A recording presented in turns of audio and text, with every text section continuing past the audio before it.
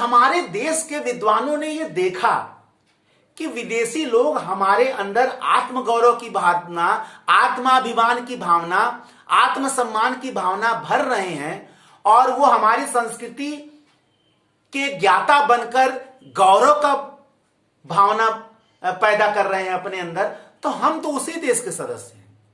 यही कारण है विदेशी संस्कृति के लोगों द्वारा भारतीय सम्मान और संस्कृति को बढ़ाने का जो प्रयत्न किया गया, निश्चय ही वह भी भारतीयों के मन में सामाजिक धार्मिक आंदोलन की प्रेरणा पैदा किया। और यह प्रेरणा इसलिए भी था ताकि भारतीय जो अपनी संस्कृति को भूल गए थे, जो अपने समाज और अपने धर्म को निम्न समझने लगे थे, कम से कम वो भावना, वो आत्मसम्मान, आत्मगौरव की भावना पुनः लोगों में पैदा हो। सामाजिक धार्मिक आंदोलन इसलिए भी पैदा किया गया, ठीक है ना। अब आइए हम लोग देखते हैं कि सामाजिक धार्मिक आंदोलन का स्वरूप क्या था, क्योंकि कारण तो हमने देख लिया।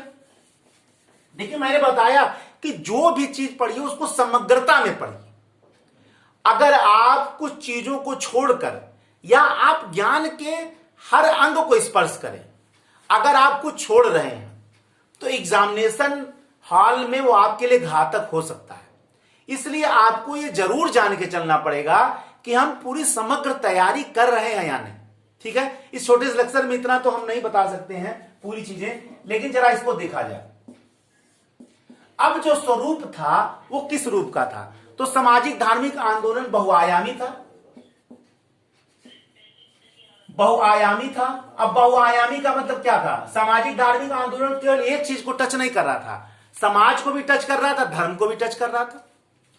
इसलिए अपने क्षेत्र में वो क्या था, अपने स्वरूप में वो क्या था, बहुआयामी था। यानी समाज के हर क्षेत्र को वो टच कर रहा है, ठीक है ना। ऐसा नहीं था कि वो समाज को देख रहा था, वो धर्म को भी देख रहा था, धार्मिक रूढ़ियों को भी देख रहा था। ये अलग की बात है कि सामाजिक धार्मिक आंदोलन के जितने भी प्रणेता थे कहीं न कहीं धर्म से टच थे। देखिए, वो धर्म से जरूर टच थे, लेकिन ऐसा नहीं कि वो धार्मिक रूढ़ियों के प्रति समर्थक थे, ऐसा नहीं था। वो धार्मिक रूढ़ियों के, धार्मिक पाखंडों के, धार्मिक आडंबरों के आलोचक थे। और यही मूल विशेषता उनके सामाजिक धार्मिक आंदोलन की रीढ़ भी तो थी। अब राजा राम मोहन राय बड़े ब्रह्म समाज की स्थापना कर रहे थे, भले उन्होंने विश्व, एक ऐसे ईश्वर की कल्पना की जो विश्वमान था, पूरे विश्व में व्याप्त था। ऐसा तो था नहीं कि सनातन धर्म का था, लेकिन उनके जीवन के अंतिम चरण तक उनके कंधे पर जनेऊ था और उनका अंतिम शब्द भी ओम था। ऐसा नहीं है कि सामाजिक धार्मिक आंदोलन के प्रणेता अपने धर्म से विलग थे या धार्मिक विद्रोही थे, ऐसा नहीं था। वे धार्मिक रूढ़ियों और पाखंडों के विरुद्ध थे, तो वो समाज और धर्म दोनों को देख रहे थे, इसलिए वो बहुआयामी था। इसके अलावा सामाजिक धार्मिक आंदोलन सुधारवादी भी था। अब सुधारवादी था लेकिन क्रांतिकारी नहीं था, माइंड करिएगा। क्रांतिकारी का मतलब ये नहीं था, सुधारवादी था क्योंकि वो धर्म के रूढ़ियों को देख रहा था। क्रांतिकारी नहीं था क्योंकि धार्मिक आंदोलन का कोई भी नेता अपने धर्म को छोड़ने के लिए तैयार नहीं था, रेडिकल नहीं था, वो अतिवादी नहीं था। जैसे नाले की सफाई नाले में उतर कर किया जाता, तो वो भी यही सोच रहे थे कि भाई हम धर्म से बाहर हो जाएंगे तो धर्म का सुधार थोड़ा कर पाएंगे। तो वो धर्म के अंदर रह कर ही धर्म की सफाई कर रहे थे।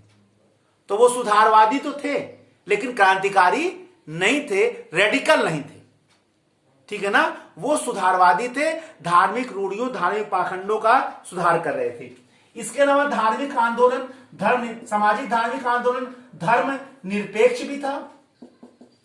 अब धर्म निरपेक्ष शब्द को जहां समझा जाए, अब ऐसा तो है नहीं कि सामाजिक धार्मिक आंदोलन हो धर्म निरपेक्ष हो। बहुत सारे धार्मिक आंदोलन के नेता जो है धर्म को ही आधार बना रहे थे।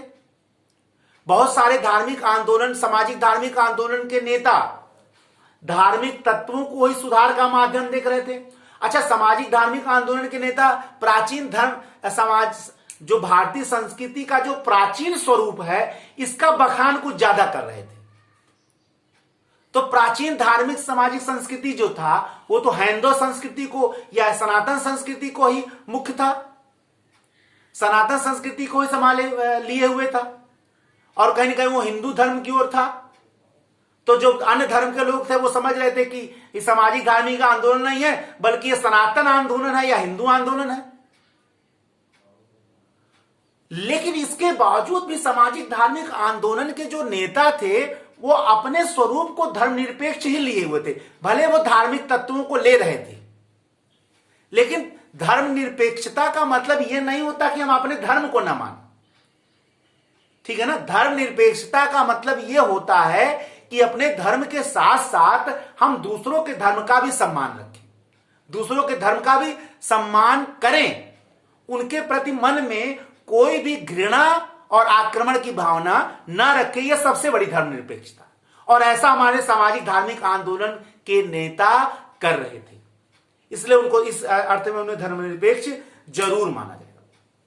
अच्छा, सामाजिक धार्मिक आंदोलन के नेता विधि और कानून पर बहुत ध्यान दे रहे थे, क्योंकि उन्हें यह पता था कि समाज में सुधार अब जो है वो ताकत के माध्यम से ही होगा, क्योंकि जनता इतनी रूढ़ियों में फंस चुकी है कि जब तक कानून और दंड का उन्हें डर नहीं दिखाया जाएगा तब तक वो अपने प्रवृत्तियों को, अपने सोच को, अपने मानसिकता को बदलने वाले नहीं है। यही कारण है कि भारत के सामाजिक धार्मिक आंदोलन का अपना जो अगला स्वरूप था वो विधि और कानून से संबंधित था, ठीक है ना। यही कारण है राजा राम मोहन राय ने 1829 में सती निषेध अधिनियम लाया, 1872 में ब्रह्म मैरिज एक्ट आया जो कम उम्र के बच्चों के बाल विवाह को रोक रहा था।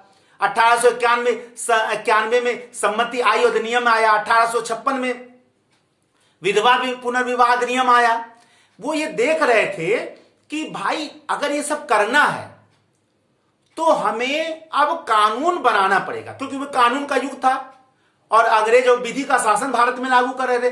भले वो भारत को गुलाम बना रहे थे, लेकिन ये तो वो दिखाई रहे थे कि हम भारत में कानून का शासन स्थापित कर रहे हैं। तो हमारे अब विधवा पुनर्विवाह अधिनियम जब ईश्वरचंद्र विद्यासागर के प्रयासों से पारित हुआ, और कहा जाता है जब कलकत्ता में पहला विधवा पुनर्विवाह हो रहा था तो उसको देखने के लिए बहुत बड़ी सुरक्षा व्यवस्था भी की गई। दूर दूर से लोग आए कि विधवा पुनर्विवाह कैसे होता है, जबकि हमारे वेदों में पुनर्भू की अवस्था है, यानी वहां महिलाओं का विधवा पुनर्विवाह होता था। लेकिन भारत में व्याप्त रूढ़ियों ने उस विधवा पुनर्विवाह को बंद करा दिया था। ईश्वरचंद्र विद्यासागर के महान प्रयास ने फिर उसको शुरू करवाया। तो हमारे सामाजिक धार्मिक आंदोलन के प्रणेता ये देख रहे थे कि कहीं ना कहीं हमें कानून का, विधि का, दंड का सहारा लेना पड़ेगा। इसीलिए यह कानून और निर्माण पर बल रखे हुए स्वरूप भी इसका था। इसके अलावा यह मध्यम वर्गीय था।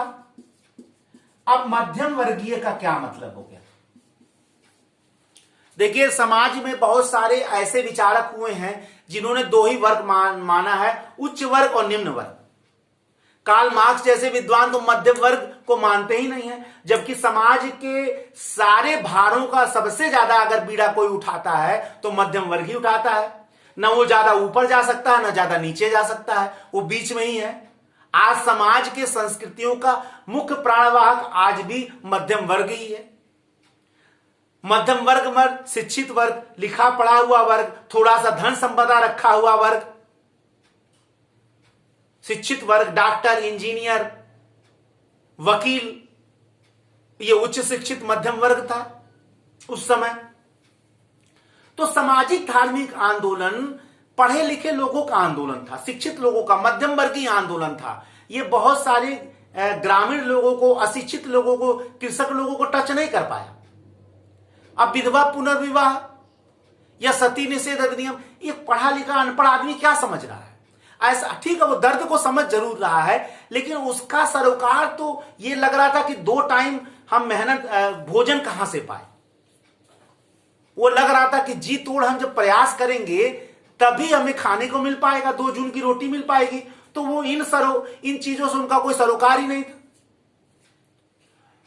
अब मध्यम वर्गीय और शिक्षित पढ़ा लिखा व्यक्ति जो है इस पर प्रमुख ध्यान दे रहा था, इसीलिए सामाजिक धार्मिक आंदोलन जो है वो इन लोगों को टच नहीं कर पाया और स्वरूप में वो क्या था, मध्यम वर्गीय था। ठीक है ना। अब आइए देखा जाए कि सामाजिक धार्मिक आंदोलन के स्वरूप, देखिए ये सब एक बहुत बड़ा कॉन्सेप्ट है, फिर भी मैं आपको कोशिश कर रहा हूं तथ्यात्मक हो भी पाऊं और विश्लेषणात्मक भी हूं, ये दोनों कर रहा हूं, मैं दोनों आपको बता रहा हूं आपको समझ में, लेकिन एक बड़ा लेक्चर है ये।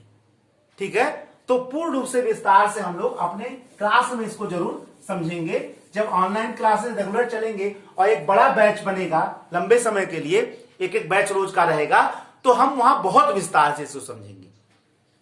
अब प्रभाव क्या था जरा देखा जाए, क्योंकि सब चीज हमको देखना है। प्रभाव के बाद हम सीमाएं भी देखेंगे।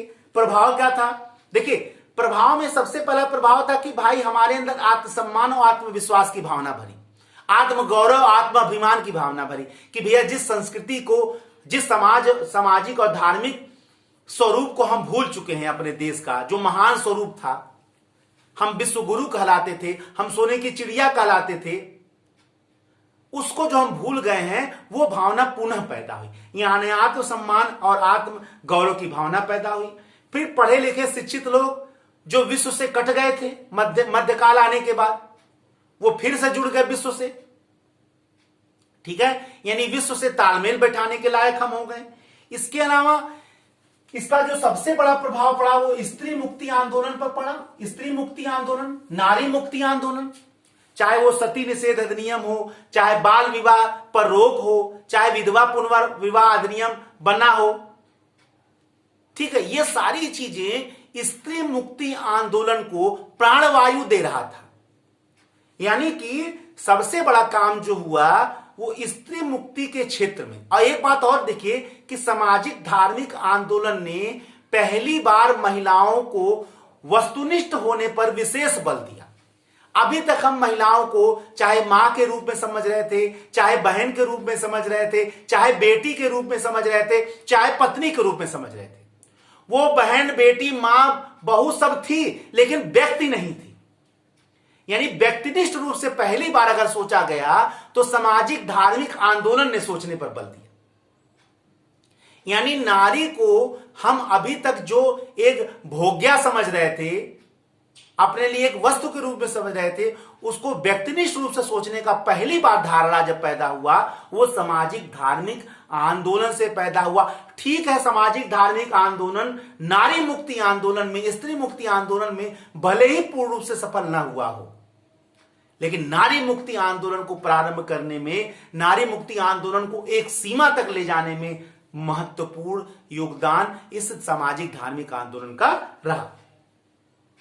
इसके अलावा धर्म के क्षेत्र में किताबें छपने लगी, लोग अपने धर्म के बारे में सही से जानने लगे, धर्म का सही स्वरूप सामने आने लगा।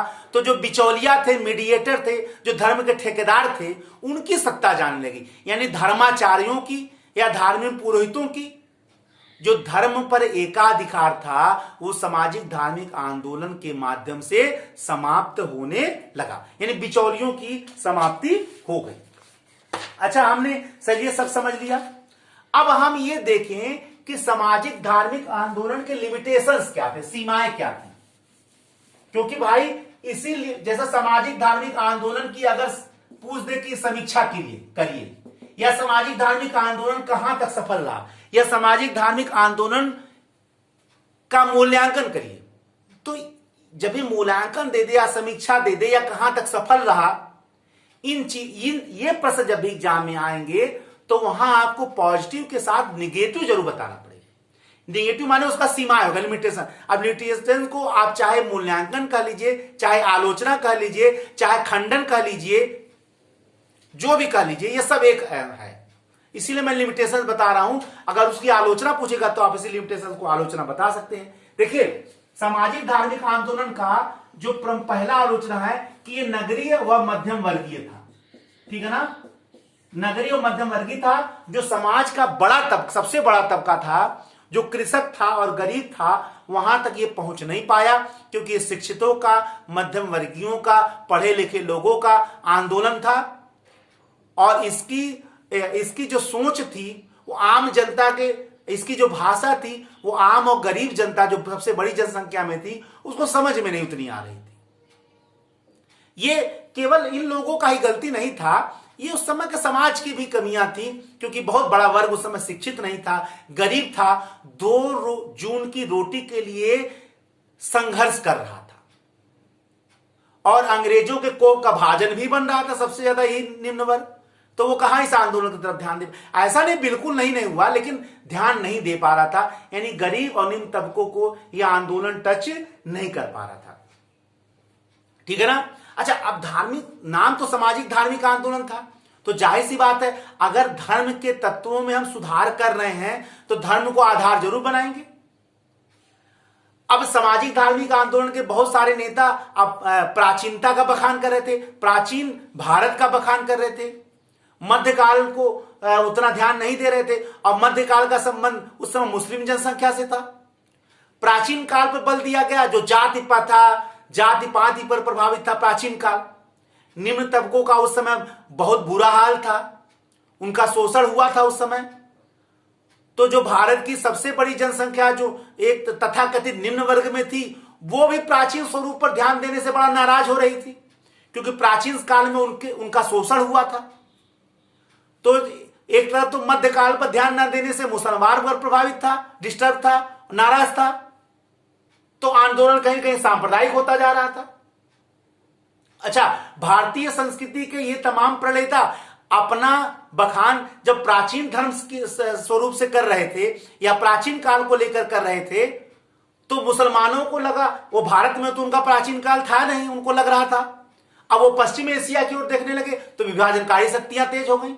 अब पश्चिम एशिया की ओर अपना वो जड़ ढूंढने लगे, तो वहां भी आंदोलन बढ़ने लगा।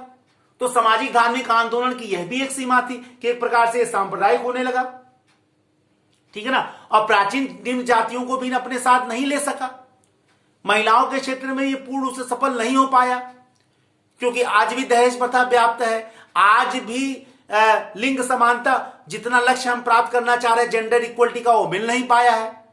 आज भी उनके साथ दोयम दर्जे का व्यवहार महिलाओं के साथ होता है। तो बहुत सारे क्षेत्र ऐसे हैं, लेकिन इन तमाम चीजों के बावजूद भी भारतीय संस्कृति के प्रति आत्मगौरव की भावना, आत्मसम्मान की भावना भरने में यह पूर्ण रूप से सफल रहा। और सबसे बड़ा योगदान रहा कि इन सामाजिक धार्मिक आंदोलन से के कारण भारतीय जनमानस में जागृति पैदा हुई, और जनमानस में जब जागृति पैदा हुई तो उन्हें लगा कि विद्यमान परिस्थिति जो है वो अंग्रेजों के शोषणकारी प्रकृति के कारण है और इस सत्ता को उखाड़ देना चाहिए। यही कारण है कि सामाजिक धार्मिक आंदोलन का जो सबसे बड़ा योगदान रहा भारत में राष्ट्रीयता के उदय को लेकर भी रहा।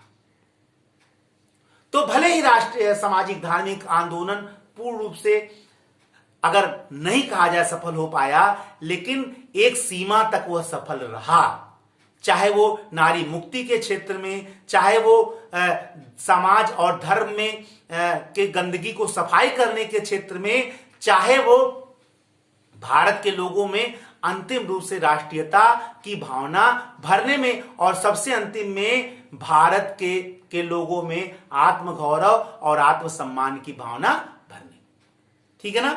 ये सामाजिक धार्मिक आंदोलन का पूरा डिस्कशन रहा, और मैंने इसमें पॉजिटिव सकारात्मक पूर्ण रूप से बताया ही, साथ में नकारात्मक बताकर मैंने इसकी समीक्षा भी की। लेकिन एक पूर्ण क्लास में जहां 1-1.5 घंटे का 2 घंटे का लेक्चर रहता है, उसका ये विकल्प नहीं हो सकता है। मेरी कोशिश थी कि आपको मैं बताऊं कैसे हम लोग तथ्यात्मक होंगे और कैसे विश्लेषणात्मक होंगे। एक नेक्स्ट लेक्चर के साथ मैं आपके समक्ष नेक्स्ट डेमो लेक्चर का फिर उपस्थित होऊंगा। तब तक के लिए जय हिंद, जय भारत, वंदे मातरम, धन्यवाद।